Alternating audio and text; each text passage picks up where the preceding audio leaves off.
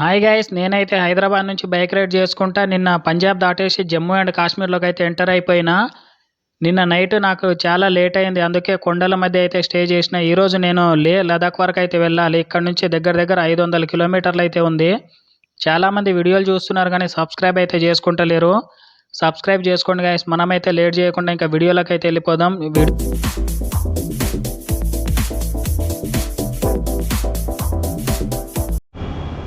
నేను ఉన్న దగ్గర నుంచి వ్యూ చూడండి ఒకసారి. పొద్దున్న కొండల మధ్య నుంచి సూర్యుడు అయితే వస్తుండు, మస్తుగా అనిపిస్తుంది. నేను నిన్న నైట్ రూమ్ స్టే చేసింది అయితే ఇక్కడే. కింద వాటర్ ఫ్లో చూడండి. ఇప్పుడు దగ్గరికి వెళ్ళి కిందికి వెళ్తా.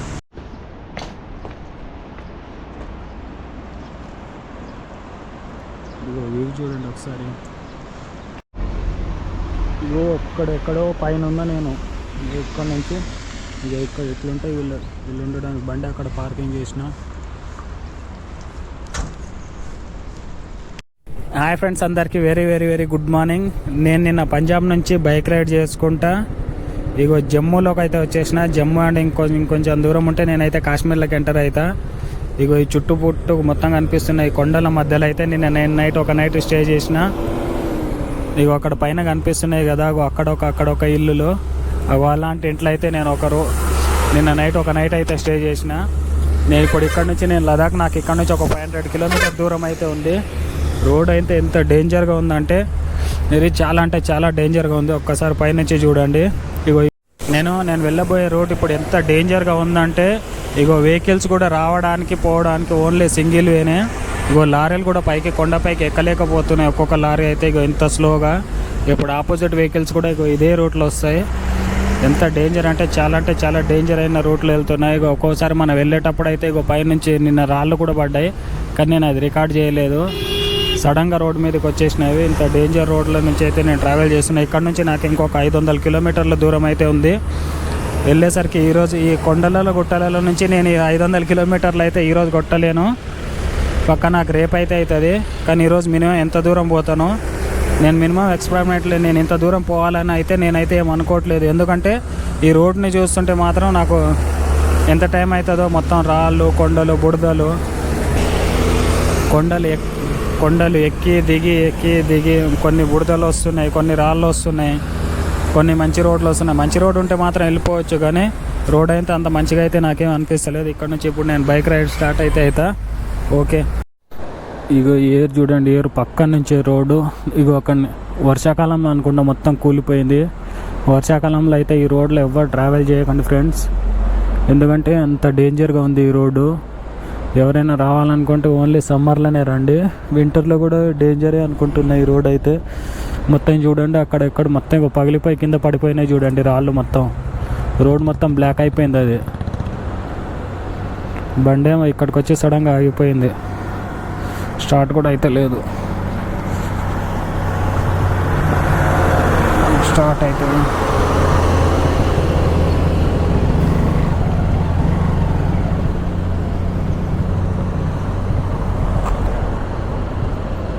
పెట్రోల్ కూడా ఉంది. పెట్రోల్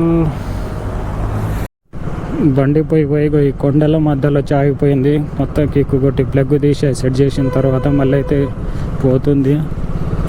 ఏమైందో ఏమో దీనికి కొంచెం పెట్రోల్ కూడా ఉంది. పెట్రోల్ కూడా అయిపోయే పరిస్థితి. మధ్యలో ఇంకా ఎక్కడైనా ముందుకెళ్ళి ఆగిపోతుందో లేకపోతే లదాఖ్ వరకు తీసుకెళ్తుందో. ఈ అడవిలో ఆగిపోతే మాత్రం నేను ఎంత రిస్క్ పడాలో నాకే అర్థమవుతలేదు ఒక్కడిని. ఇంకా ఇంత డేంజర్గా వస్తున్నాయి వెహికల్స్. చూడండి, ఇండికేటర్ వేసి మరి ఆపిండు ఆయన. ఎట్లా వస్తున్నావు అని గొడవ పడుతుండు. టర్నింగ్లో ఓవర్టేక్ చేయాలంటే మరి ఆ మాత్రం రిస్క్ చేయాలి, కానీ వెహికల్స్ రాకుండా టర్నింగ్లో చేయొద్దు ఓవర్టేక్. ఇట్లా ఎవ్వరు లేనప్పుడు అయితే చేసుకోవాలి. నేను చేసేది కూడా డేంజరే ఇది, కానీ నాకు కొంచెం బండి ఇబ్బంది పెట్టకుండా ఉంటే బాగుంటుంది. ఎంత దూరం అన్నా వెళ్ళిపోతాం. ఒకవైపు చలి, ఇంకొక వైపు కొండలు, బండలు, గుట్టలు. కాశ్మీర్లోకి అయితే ఎంటర్ అయినా కానీ నిన్న సాయంత్రం నుంచి చలి అయితే బీభత్సమైన చలి ఉంది నాకు. మీ బండి కొంచెం ట్రబుల్ ఇవ్వకుండా స్లోగా వెళ్ళిపోవచ్చు. 500 కిలోమీటర్లు ఉంది, 12 గంటల జర్నీ. కానీ ఈ రూట్లో నేను ఈ రోజు వరకు అయితే నేను పోలేను. నా పక్క రేపే అవుతుంది లదాఖ్ వెళ్ళేసరికి. నిజం చెప్తున్నా ఫ్రెండ్స్, ఎవరైనా వస్తే వర్షాకాలం మాత్రం ఎవరు విజిట్ చేయకండి ఈ రూట్ని. ఎంత డేంజర్ అంటే ఇక్కడ లోకల్ ఉన్న వాళ్ళే ఎంతో భయంగా ఉంటారంట. వాళ్ళే చెప్పారు నాకు నిన్న నైట్. వర్షాకాలం వస్తే మాకు కొంచెం భయం అవుతుంది, ఎందుకంటే ఈ కొండలు మొత్తం వర్షాలు ఎక్కువ వచ్చినప్పుడు ఈ రాళ్ళు మొత్తం ఇరిగిపోయి కింద పడతాయంట పైనుంచి. చలి అయితే ఒక రేంజ్లో ఉంది. మనం అక్కడ అన్ని కొండల పైన మంచు చూసుకోవచ్చు. హిమాలయాల దగ్గరికి అయితే వచ్చేసినాం. నాకు తెలిసినంత వరకు ఈ మొత్తం హిమాలయాలే, కానీ సిసలైన హిమాలయాలు అయితే ముందే ఉన్నాయి. ముందు రోడ్ చూడరా, ఒకవైపు చలి, ఎండ చూద్దామంటే మొత్తం కొండల పక్క నుంచి నాకైతే ఎండనే వస్తలేదు. ఇగో అక్కడ పైన కనిపిస్తున్నాయి చూడండి మంచు పర్వతాలు, అక్కడికి వెళ్ళొచ్చేద్దాం. ఇండియన్ ఆర్మీ అయితే ఇక్కడ పొద్దున్నుంచి వాళ్ళ డ్యూటీ, చాలామందిని చూస్తున్నా ఇక్కడే ఉన్నారు. ఏం మాట్లాడాలో కూడా అర్థమవుతలేదు నాకు ఈ చలికి అయితే. నేను ఇక్కడైతే చాయ్ తాగి ఒక బ్రెడ్ తిని కాశ్మీరీ రోటీ టేస్ట్ చేసిన. ఇప్పుడు ఇక్కడ నుంచి నేను రైడ్ అయితే స్టార్ట్ అవుతున్నా. భయ్యా ఓకే. ఇక్కడ మొత్తం ట్రాఫిక్ జామ్ అయింది. ఈ రూట్లో 500 కిలోమీటర్లు ఎట్లా కొట్టాలో ఏమో. ఈ రూట్లో 500 కిలోమీటర్లు ఉంది.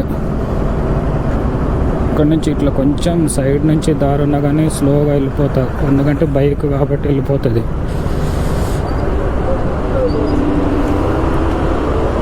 నుంచి మొత్తం ఆపోజిట్లో ట్రాఫిక్ జామ్ ఎందుకు అయిందో ఏమో. కొంచెం ముందుకెళ్తే అర్థమవుతుంది, వెళ్ళి చూద్దాం. ఇట్లున్నా కానీ వెళ్ళిపోవచ్చు, కానీ ఆపుకో దీనివల్ల నేను ఇంకా కొంచెం దూరం ఉంది. ఇంకా రెడ్ కనిపిస్తుంది. అసలే డేంజర్ రోడ్డు, పైగా ట్రాఫిక్ జాము.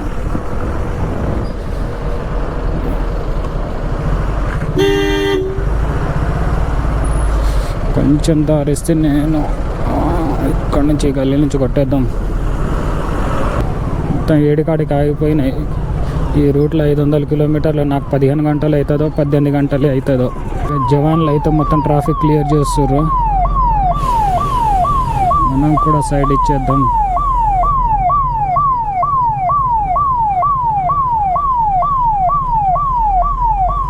వీళ్ళు చూడు, వాళ్ళు 7 కాడికి ఆపుతుంటే ఇట్లా వస్తున్నారు. ఇప్పుడు వెహికల్స్ మళ్ళీ ముందుకు పోతే ఇంకా ట్రాఫిక్ జామ్ ఎక్కువ అవుతుంది. వాళ్ళ సైడ్ వాళ్ళు ఆగినట్టు ఆగిపోతే ట్రాఫిక్ జామ్ కాదు, ఎవరికి వాళ్ళకు అసలే చిన్న రోడ్లు కాబట్టి వెళ్ళిపోవచ్చు ఎవరిది వాళ్ళు. ఇక్కడ ఇండియన్ ఆర్మీ ఉన్నా కానీ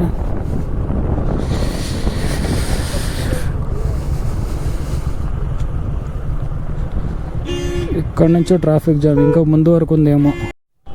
ఖాజీఘాట్ 17 కిలోమీటర్లు, పహల్గామ్ 83 కిలోమీటర్లు, శ్రీనగర్ 89 కిలోమీటర్లు, లే లదాఖ్ పక్కనే ఉంటాయి 512 కిలోమీటర్లు అయితే ఉంది. ఇక్కడ నుంచి కొంచెం మెయిన్ హైవే ఎక్కేసిన. ఇక్కడ నుంచి కొంచెం ఫాస్ట్ కొట్టేస్తాను నేను. ఎంత దూరం ఉందో ఏమో ఇది. శ్రీనగర్ వరకు అయితే మెయిన్ హైవేనే ఉంటుంది అనుకుంటే 90 కిలోమీటర్స్. ఇక్కడ నాన్ స్టాప్గా కొట్టాలి. ఇక్కడ నుంచి ట్రాఫిక్ జామ్ అయింది మొత్తం కొండల మధ్యలో. అయితే పైన మంచిగా కనిపిస్తుంది చూడండి. నేనైతే ఒక కొండ ఒక పైన పెద్ద కొండ కనిపిస్తుంది. ఆ కొండ లోపలికి స్టార్ట్ అవుతున్నాయి. నేనైతే ఎంత దూరం ఉందేమో ఈ కొండని చూద్దాం. ఇక్కడ స్పీడోమీటర్ చూసుకుందాం. 23 కిలోమీటర్ల దూరం అయితే ఉంది. పోయిన తర్వాత చూద్దాం ఎంత దూరం ఉందో.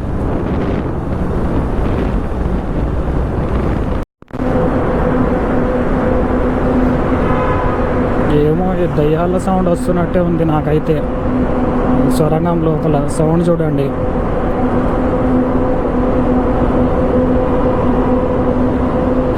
ఇప్పుడు ఏం సౌండ్ రా ఇది. ఈ సౌండ్లో కిలోమీటర్ల నుంచి అయితే నేను మొత్తం ఈ సొరంగం దగ్గర నాకు 13 కిలోమీటర్ల దూరం ఉంది. ఇది ఒక 13 కిలోమీటర్ల కొండని 13 కిలోమీటర్ల సొరంగం లోపటి నుంచి నేను బయటకు వచ్చేసిన. నా దగ్గర దీంట్లో బయటకు రావడానికి నాకు 15 నిమిషాలు పట్టింది. 15 నిమిషాలు అయింది నాకు ఆ సొరంగంలో నుంచి బయటికి రావడానికి. 15 నిమిషాలు 13.5 కిలోమీటర్లు ఉంది ఆ సొరంగం అయితే. చూసారు కదా గైస్, నేనైతే ఫైనల్గా కాశ్మీర్లోకి అయితే ఎంటర్ అయిపోయినా. ఇప్పుడు నేను ఉన్న ఏరియా అయితే పుల్వామా, కాశ్మీర్లో ఉన్న పుల్వామా ఏరియాలో అయితే నేనున్న. వీడియో లెంత్ అవుతుందని చెప్పేసి నేనైతే 2 పార్ట్స్గా డివైడ్ చేసిన. ఇదైతే పార్ట్ 1. పార్ట్ 2 అయితే నేను నెక్స్ట్ అప్లోడ్ చేస్తా.